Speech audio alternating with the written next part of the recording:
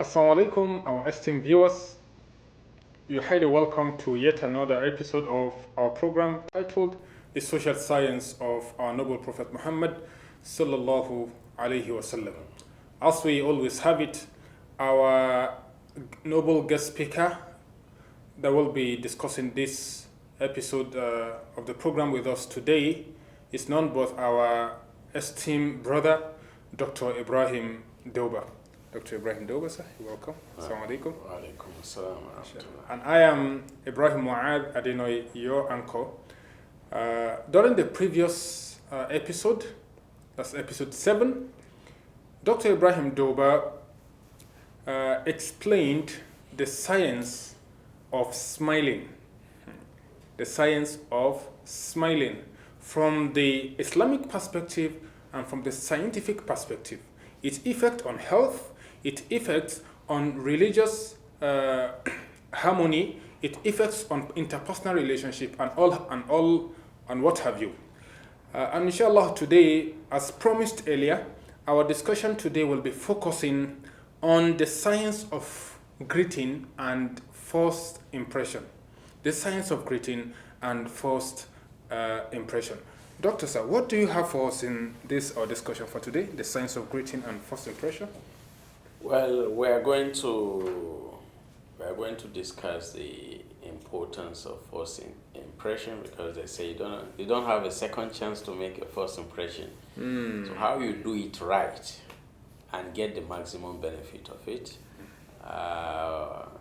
The importance of handshake, and other important things on we will get the insight on how or what a stranger expects from you when he meets you for the first time.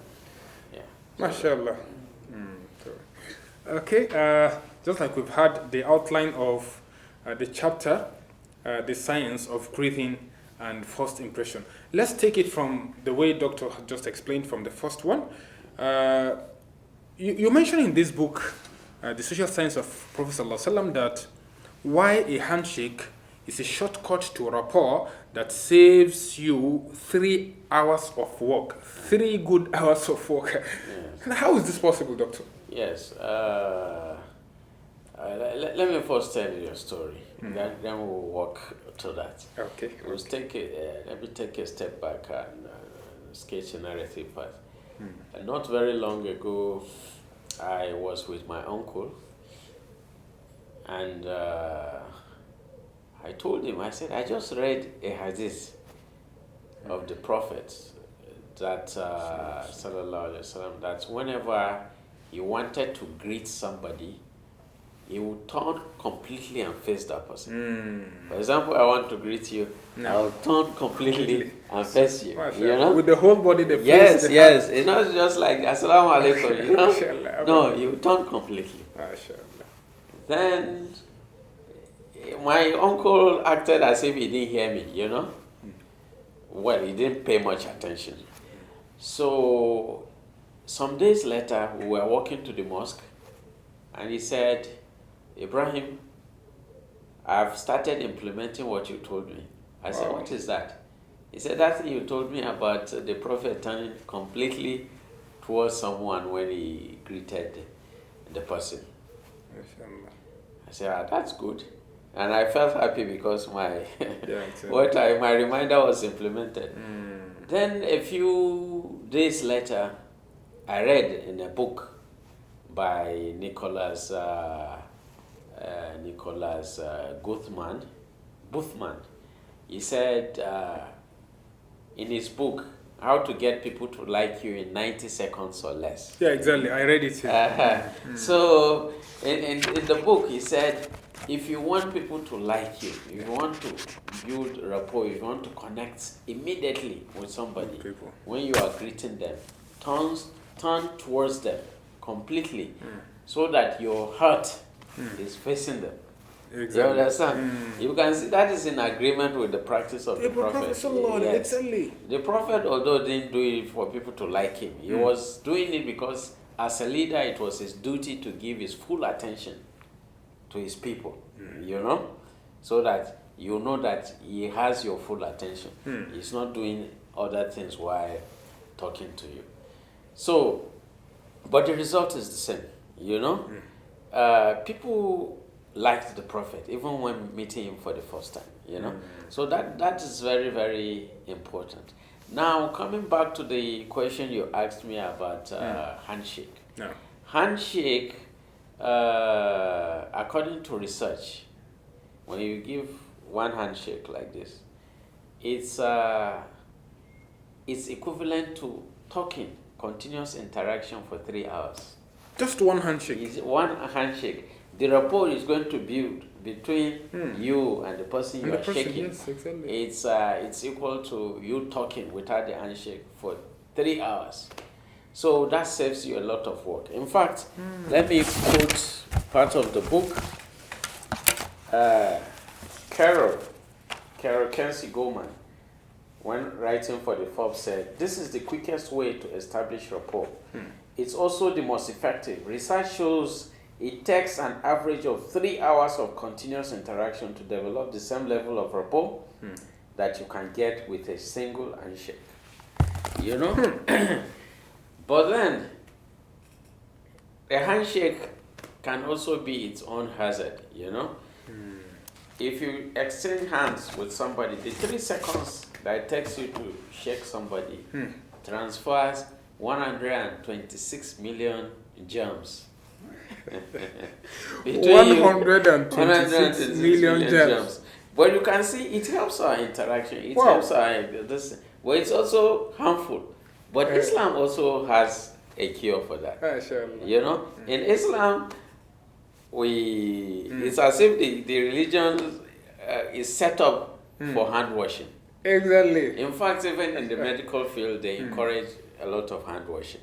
So if you wash your hands, the germs will go. Yeah. You understand? Yeah. So because of we won't say because we transfer, we pass around germs, we will not shake hands. In fact, Islam, if you check this collection of hadiths, Dawood. No, Abu Dawood, no. If you check, there is a hadith there that says, if you shake hands, if you want to eat, you should perform ablution. After eating, you should perform ablution. And they say performing ablution there means washing of the hands. Okay, you know? Exactly. And you want to sleep, the Prophet said you should perform ablution. So exactly. all this involve hand washing, you know, so that you not transfer germs into your mouth. Because the fastest way for germs to harm you is for you to ingest it. And if you are going to wash your hand before eating, that helps a lot. Yes. What a hygienic way of Islamic culture. Yes. MashaAllah. Yeah. In Islam, hygiene is half of cleanliness, is half of faith. And that's what min al-iman. Exactly. Cleanliness is part of faith. And tahur shatr al-iman. Exactly. Cleanliness is also half of faith. Yes. This is so beautiful. Handshake. I never knew it could save 3 hours of talk or walk, and you know, that's a beautiful one from the research perspective. There's another side of this issue of handshake. Now, Doctor, you've established it from the research perspective, the effect when it comes to interpersonal relationship. From the Islamic perspective, I just recall a hadith of Rasul Sallallahu Alaihi Wasallam where he says, the two Muslims, if they met, or if they should meet and shake their hand, while they are shaking their hands, all their sins are being dropped from them. They are forgiven. Yes, they are forgiven. Immediately they left, they depart themselves after shaking, their sins have been forgiven. غُفِرَ لَهُمْ مَا لَمْ يَتَفَرَّقَ. Also, say Allah will forgive them. As far as they shake hand, they haven't released their hand, their sins will continue be forgiven while they have not left their hand. They left themselves, you know. That is to show how the hands are still attached. Yes. That's why you see some. So if they shake you, they will hold you. Wait, let me allow all my sins to fall before I leave you. You know, to show how Allah subhanahu wa ta'ala himself is interested in us, extending that warm courtesy towards one another. To the person you know and to the person you don't know. Islam says you should spread salam, and you know, to the person you know and to the person you don't know. You extend greetings, show personal courtesy with people. It's part of things, just like it's also a gateway to the heart, just like smiling from the previous one. I have a theory.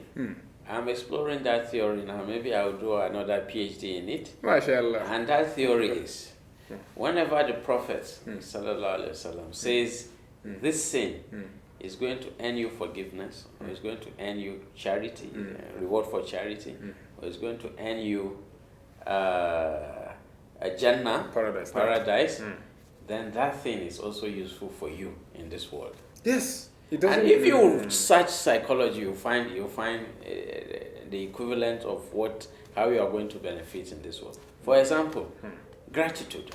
It's a huge area of studies, of research, led by Robert Emmons.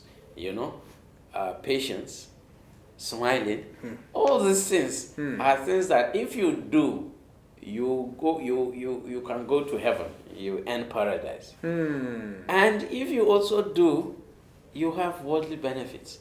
So that's my theory. I have not completely confirmed it, but I'm doing some work. Doctor, by the time you please include me in that research, because I have some, like another hadith where Rasulullah told us that the closest person to him in the day of resurrection is not that person who engaged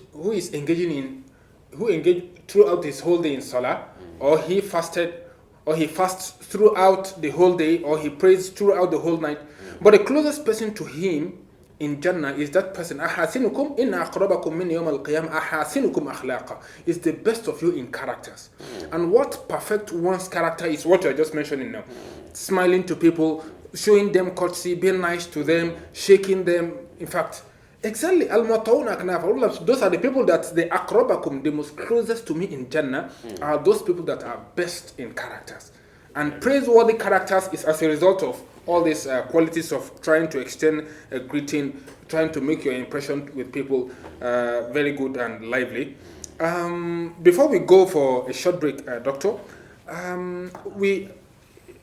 the word in Islam, okay, before we go there, we wanted to quickly highlight the crux between prophetic action and Nicholas' boatsman statement. How do we combine both of them? Like, what is the similarity between his Rotham's action and after thousands of years, Nicholas now confirmed from his own research? What is the crux between both of them?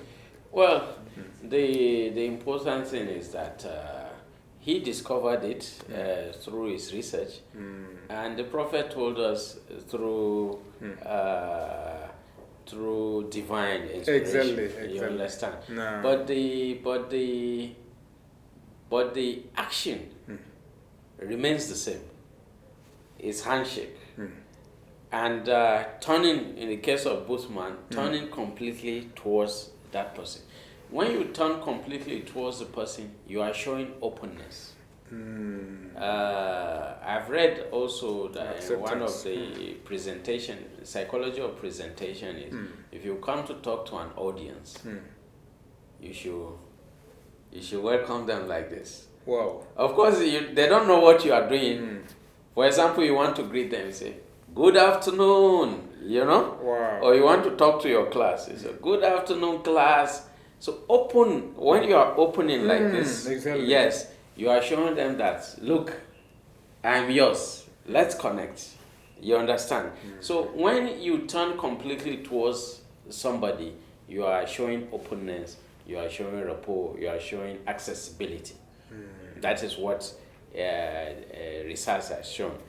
And the Prophet, he didn't explain it to us, but he said he did it so that we could copy from his practice. Yes. MashaAllah. That's so beautiful. So science validating the statement and actions of Prophet Muhammad sallallahu alaihi wasallam. Alhamdulillah, we've learned a lot from that side. We'll be going for a short break now, our distinguished audience. By the time we return back, we'll quickly look at the other section or the other aspect of greeting and first impression. Jazakumullah khairan for being with us so far. We're going for a short break now till we return. We said Assalamu alaikum wa rahmatullahi wa barakatuh.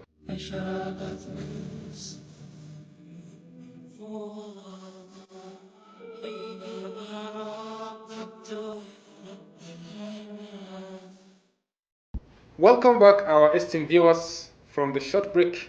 We're still on the discussion of the science of greeting and first impression. Before we went on the break, or before we went for the break, Dr. Dooba was explaining the crux between the prophetic action and Nicholas Boltzmann statement. That's the hypothetical analysis of how handshakes affect our personal relationship. Now, Doctor, let's look at it from inside your book. There are some points you mentioned that we want to learn from through some little elaboration. For instance, how does handshake, like meeting somebody the first time, what is the expectation of the person from you as a person? But it's the first impression when you meet somebody.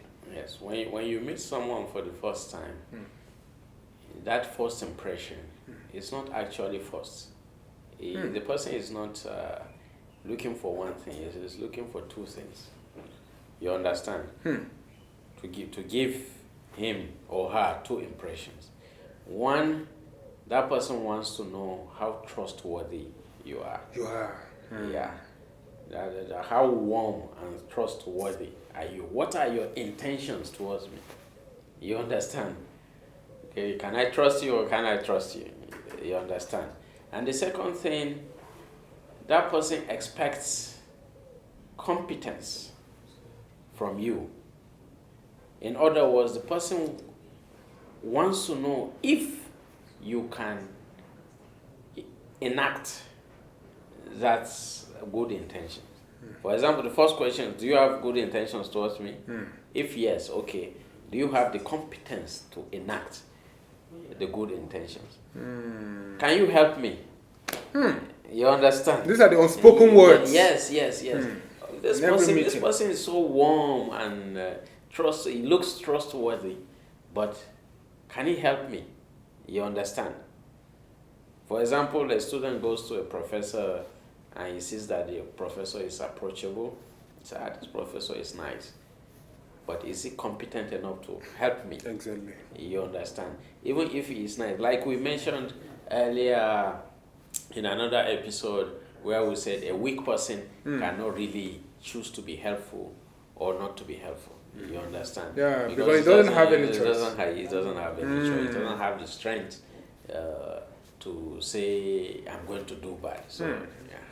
So, those are the two questions, unspoken questions, that a stranger is asking of you when he meets you in the first impression. Say, how warm is this person? That is does he have good intentions towards me? And can he enact those intentions? Exactly. Yes. So Emikadi, through our research, says that these two questions forms between 80 to 90% of first impression. Wow. If you can answer these two questions, then you've passed. 80% is pass mark, right? Exactly. But that's A1. 70 itself is even A1. In Nigeria. Actually, okay, yes, Nigerian system. Yes, like in the US, you have to get up to 95 to get A+. Wow. Yes. So I think that will work in this country. Yeah. So that is it. If you can get these two questions right, then you are able to get between 80 to 90% of the first impression correctly. You form a very favorable first impression. Now the question is, how do you get these two questions right? Right? Passively. Yes. Yeah.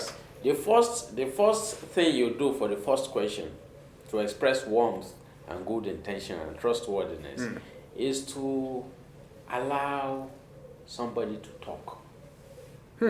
You understand? You yield the floor.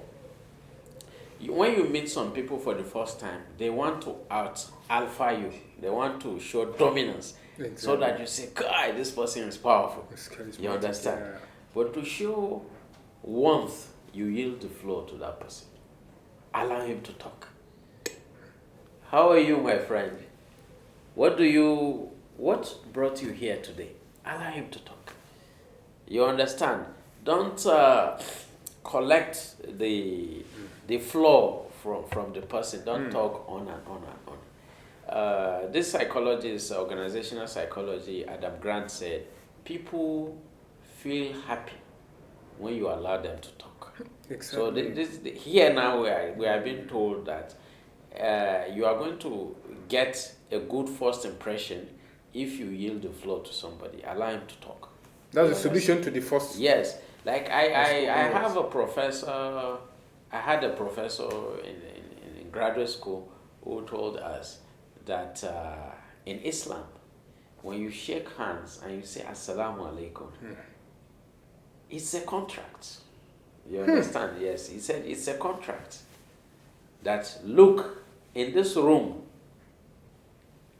between you and I, we have no quarrel. And I'm going to protect you. I will not allow anybody to harm you. I will not allow anything to harm you. I am not going to harm you. That is why I say salam, peace. Allah Akbar. Yeah? That is so beautiful. He said it's a contract. So if you're a teacher or you're a father and you enter into your class or your home and you say Assalamu alaikum to your children or to your students, what you are saying is that, look, you are under my protection. Even yourself, I won't allow even yourself to harm you or your parents or anyone else, and I will not harm you. This is my contract between you. And if you look at it, if you greet people like this, there's no way you are not going to exchange love among yourselves. Exactly. Because you know that what you are saying is the responsibility you are taking. It's very, very huge. And with that kind of intention, you are going to make a lot of impact. So if you say to somebody, Assalamu alaikum, with the intention that this is a contract, and I'm going to allow you to talk, tell me your problems or tell me your good news, you know? And that person will feel that trustworthiness, that this person is trustworthy. Exactly. And you appear very warm through that person. MashaAllah, that's... Yes. Because really, when you express that kind of warmth, then the person feels free to talk. Because they say how to know your true friends is when they listen to your problems. You understand? So somebody talks to you about his problem, you listen. You understand? And also when he comes with good news, you help him celebrate. But if he comes with good news, I got a good job. Say, I also got a new contract. You know, Wow. It appears like that competition. yes, you are taking the wins out of itself. You know, allow the person, help the person celebrate. You know, that's not the time to tell him that you also have good news. Help him celebrate first. Then you can tell him about your good news later. Yes. Doctor, I have there's some hadiths here I wanted quoting in support of what you just mentioned. You mentioned that first impression, shaking hand, to increase love, to be as a form of contract, to take away harm from even yourself or the other people. I will not harm you, I will not allow people to harm you. In the hadith reported by Imam Muslim, Rasulullah told us there that al-Muslimuna, he said, لا تدخلوا الجنة حتى تؤمنوا. You will not enter the paradise until you are a believer. وَلَمْ تُؤْمِنُوا حَتَّى تَحَابُوا. You are not a true believer until you love yourselves. أَوَلَا أَدُلُّكُمْ عَلَى شَيْءٍ إِذَا فَعَلْتُمُوهُ تَحَابَبْتُمْ. Shouldn't I direct you to that which if you continue doing it, you will increase, you will love yourself, the love between you and compassion between yourselves will increase? will be solidified. Sahaba said, now, call afshu salam bainakum. Spread peace between yourselves. Say salam between yourselves. If you meet yourselves, shake hands and say salam between yourselves. That is number one of the hadith. And the second one is, Salam told us, Al-Muslimuna man salam al-Muslim min yadihi wa fami. That the believer is the one who other believer and the people are saved from his mouth and his hand. So by saying salam, just like you said, you have actually declared that, look, you are safe from me, and I am here to protect you and your right. That is number two. And the third one is a question actually I wanted asking. The word, why will Allah use the word salam, which is peace, to be the mode of interaction when we meet ourselves by saying assalamu alaikum? Allah could have used another name in Quran, but he used salam. Yeah, and salam means peace. And peace can only be gotten through when we are at peace with ourselves, interpersonal relationship is improved, and through good first impression and greetings and the rest of them. I believe there's a hikmah, there's a wisdom behind Allah using salam, to be the name of the first impression we exchange between ourselves. Because actually there was a lady, a colleague, a non-Muslim. One day I said, Assalamu alaikum to her. And she said, don't ever say that to me again. Seriously? I said, why? Don't you know what I'm saying? She said, what? What are you saying? I said, I'm praying for peace for you. I'm praying that peace should envelop you so that whatever you do should be peaceful. She said, really? I said, yes. She said, please continue to say it to me. Sometimes we don't know what we are saying. No. Even among Muslims. Exactly. They may know that, but they don't pay attention to it. But if you know the magnitude or the meaning, the impact of what you are saying, you are going to cherish it, and you do it more meaningfully. Exactly. And that is how it's going to have more impact in our lives. Yes. MashaAllah, our esteemed viewers, so far we've been discussing the science of greeting and first impression, and we've been having the privilege of tapping from the ocean of knowledge of Dr. Ibraheem Dooba. We ask Allah to preserve him and increase him in knowledge and protect him for the ummah at large and the humanity at large. Human in specific and the humanity at large. He has said a lot of things, how greeting and first impression, how we should make our first impression be the best one, and how we should how greetings increase the love and compassion between ourselves, how it takes away harm, how it's been defined as a contract, as an agreement. So anytime you greet somebody, you say salam, you open your hands to greet people, you should know we are engaging in contract with those people, and we have to protect the right and the dignity of such people, with no harm being extended to them from ourselves or allowing any harm to come to them. We really appreciate your efforts, sir, for discussing, for enlightening us in this particular topic.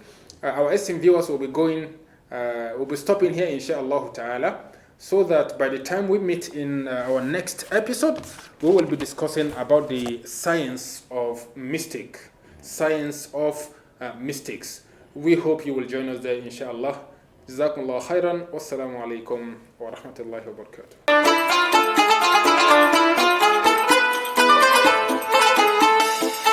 Ramadan Mubarak.